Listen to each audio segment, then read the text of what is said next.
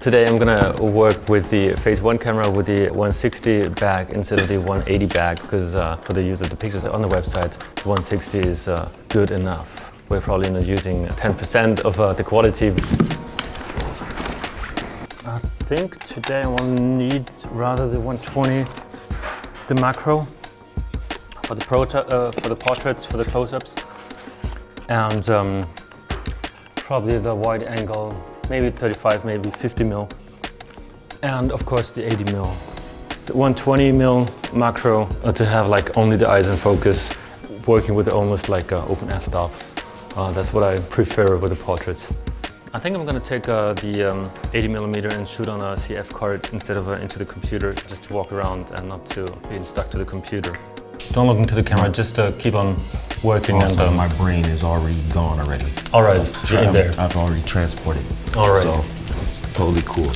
I think with Eric, I have things in mind. I try to show him with his work, also like reportage style, as if I wasn't there, like the fly on the wall, just watching what he's doing. Bring the 55mm, please. I like using the 645 because it's almost like a 35mm camera. It is handy. It's you just take the camera and take pictures. This is a big plus to have like a small camera giving such a quality. I'm not directing right now. I just want to have Eric work, and I'm just taking part in his work. Later on, I'm gonna direct a little more. I only shoot available light now that gives him a good atmosphere.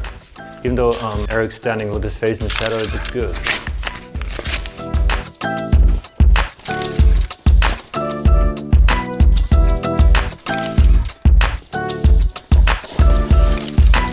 I will shoot inside here with a 200 or 400 ASA since the bag does that without any quality loss. Just checking if I have enough pictures. Eric, I think we're done with the daylight pictures, like the pure daylight. And I'm gonna set up a flash and take pictures. I thought take pictures of you when you sit on the table, and then like combine a little bit of daylight and a flashlight. I'm using a softbox with the grids. The grids just for focusing light on Eric. F-stop 4. There we get 5, 6.5 on a 60th, on 100 ASA.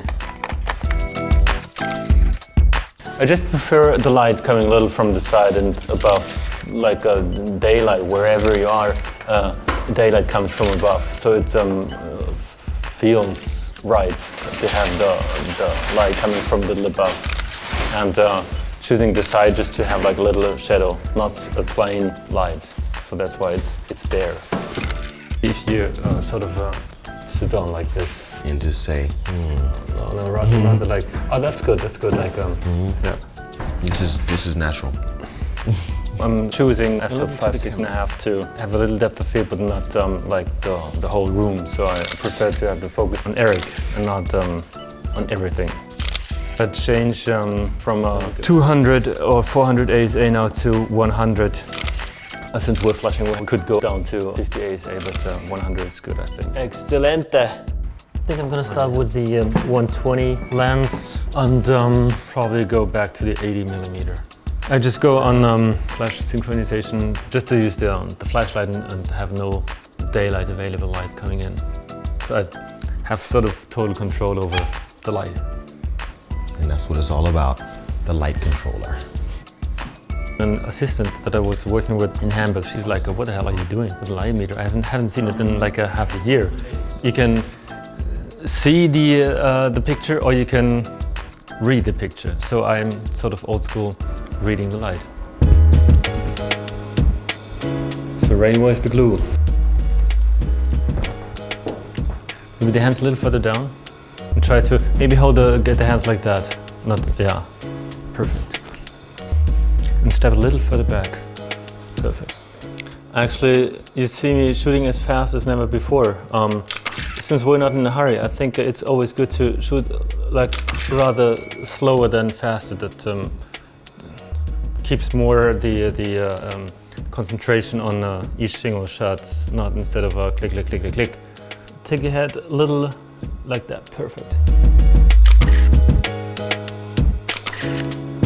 I do, of course, focus manually with the 120. It's always, since it's like such a, even though I'm on f-stop 8.5, I just want to have the eyes in focus, so I try not to get like the nose in focus.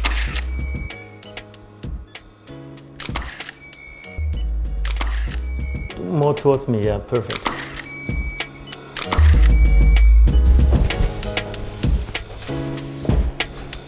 So we can just go check what we're gonna do. I think down there at the green, that's also good. It does look good, doesn't it? Most definitely. This is a nice lush area right here though. That is really good because we have the light green. I love it. I think we have to take a few ones without the shirt.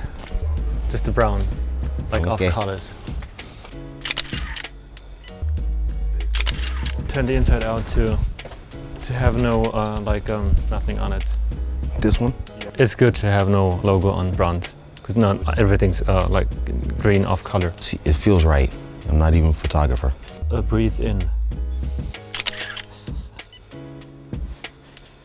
Does it? That really works for everybody, huh? It works for everyone.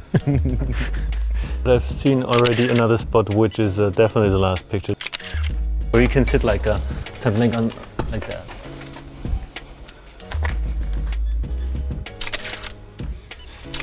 That could be the opening page too for your website.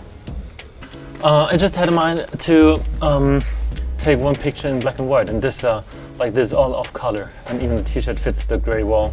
So it is just It's already basically black and white. It's almost black and white. Yeah. The wall holds a lot of kind of color and shadow with the Yeah, texture all of it. different gray tones. The t-shirt with a light and shadow on the t-shirt. That's gonna fit perfectly into black and white. You don't think in single pictures, but always think in editorial, like a whole story. Start with like an opening page, and maybe it's a double page, and you have to keep some space for letters, whatever, the text, and then go for details for sort of a telling story, like today. The colors work well. The brown, gray, cream. This one with this composition with me more to the right. It's like the open space. Yeah. Help to balance the photo. I think we did some nice pictures Yeah. today.